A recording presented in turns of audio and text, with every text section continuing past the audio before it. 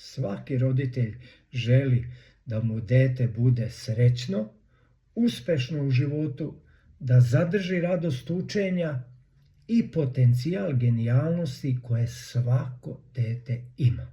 Taj potencijal postoji između 3., 7., 8. godine i porodica je to mesto i najvažnija učionica. Najbolja investicija za budućnost vašeg deteta je da provodite vreme sa svojom decom.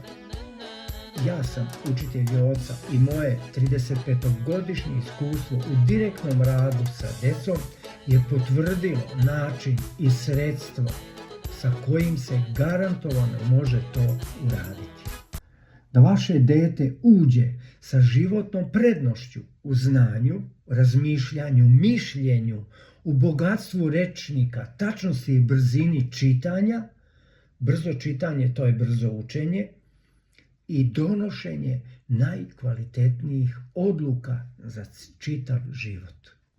To će biti ono što će ga odvojiti od drugih za ovo vreme, novo vreme koje dolazi.